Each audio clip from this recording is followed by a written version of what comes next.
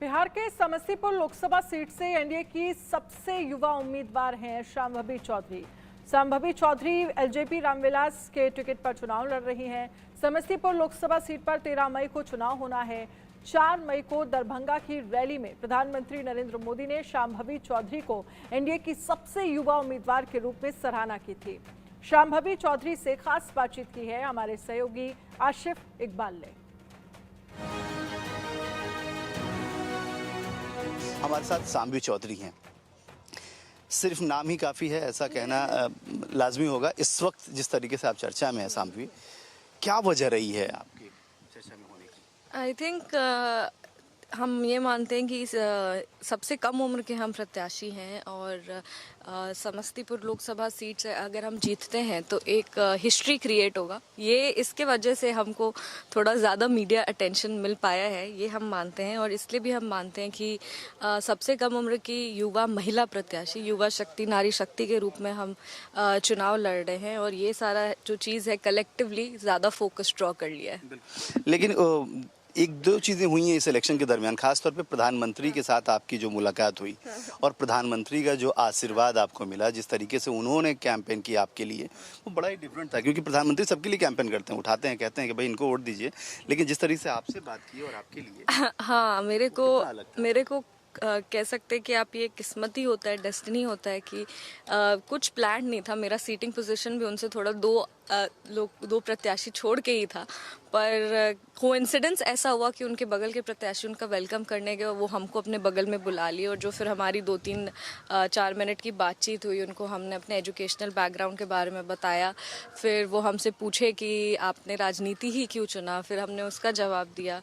तो उसी वार्तालाप में हम उनको कहे कि हमको आपका आशीर्वाद का एकदम ज़रूरत है। अगर आपके हम बेटी समान हो गए, अगर आप हमको आशीर्वाद देंगे तो मेरे लिए बहुत अच्छा होगा, एनडीए के लिए बहुत अच्छा होगा, पूरे समस्तीपुर के लिए एक बहुत एक्साइटमेंट होगा, बहुत मतलब कह सकते हैं आपकी लोगों में नई ऊर्जा आ जाएगी अगर आप थोड़ा सा और पुश कर देंगे। फिर उन्होंने जा करके वो स्टेटमेंट दिया। तो हम मानते हैं कि ये संदेश सिर्फ मेरे लिए नहीं है, इस देश की हर दलित महिला के लिए एक मैसेज है।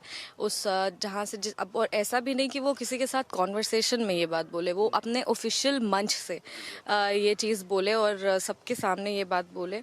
तो हम ये मानते हैं कि ये संदेश सिर्फ मेरे लिए नहीं, पूरे समस्तीपुर के लिए है, इस देश की हर बेटी के लिए है, हर दलित बेटी के लिए है कि प्रधानमंत्री ने उस मंच से, अपने ऑफिशियल मंच से एक दलित महिला को अपनी बेटी कहा है।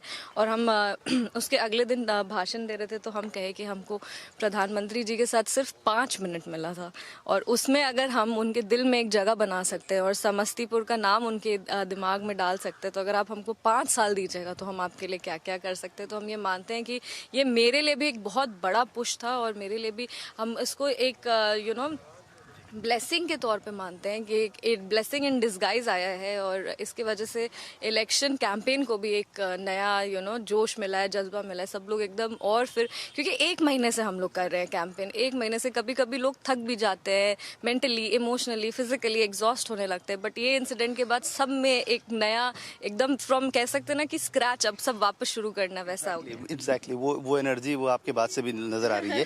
लेकिन एक चीज़ बड़ा समझना चाहेंगे, क्योंकि जिस तरह आपने कहा ये वर्ड बड़ा ऑथेंटिक है और इसको तो आपको, मुझे लगता है कि सबसे ज़्यादा यूज़ करना चाहिए कि अगर मुझे 5 मिनट मिलता है और मैं भारत के सबसे ताकतवर शख्सियत के साथ मैं दिल में जगह बना सकती हूँ, तो अगर 5 साल मिला तो आपको क्या लगा कि आपने जो वर्कआउट किया है समस्तीपुर में, ऐसी कौन कौन सी मूल कमियाँ कह लें जिनको लेकर आपको लगता है कि सबसे ज़्यादा फोकस उस पर करना, सबसे ज़्यादा वर्कआउट करना?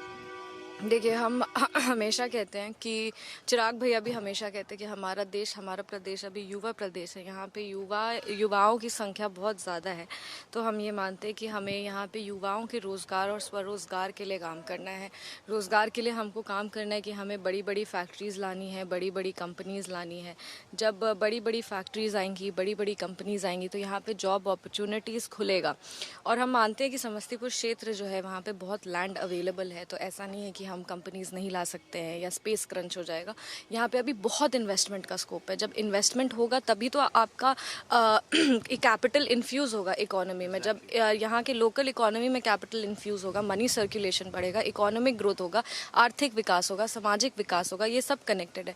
पर हैविंग सेड दैट, हम ये भी मानते हैं कि अगर आप बड़ी बड़ी कंपनीज़ को लाना चाहते हैं, बड़ा बड़ा इन्वेस्टमेंट आप क्षेत्र में करना चाहते हैं, तो आपको वैसा कनेक्टिविटी भी तैयार करके देना पड़ेगा। इसके अलावा हम लोग के नए मैनिफेस्टो में, एनडीए के मैनिफेस्टो में स्टोरेज फैसिलिटी है, क्योंकि किसानों के उपजाऊ जो होते हैं वो ख़राब होने लगते हैं, वो कैसे उसको स्टोर कर सकते हैं।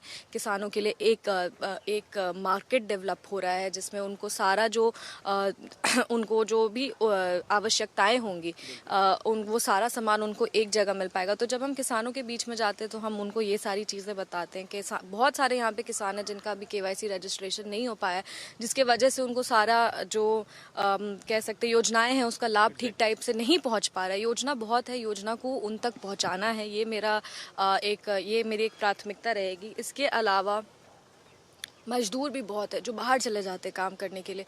अगर यहाँ पे पलायन तो बहुत बड़ी समस्या है कि जब आपने इस पे वर्कआउट किया होगा तो बिल्कुल आपको समझ में आया होगा कि ये बहुत बड़ी समस्या है और हमको वही उस पे भी काम करना है। यहाँ के लोग जो है, हम यहाँ के जो मजदूर बाहर जा रहे हैं उनको हम यहीं पे अधिक से अधिक काम कैसे दिला सके, मनरेगा के तहत दिला सके, कैसे नई नौकरियाँ हम यहाँ पे क्रिएट कर सकते हैं। अगर इन्वेस्टमेंट करेंगे तो नेचुरली जॉब अपॉर्चुनिटीज़ खुल ही जाएगा।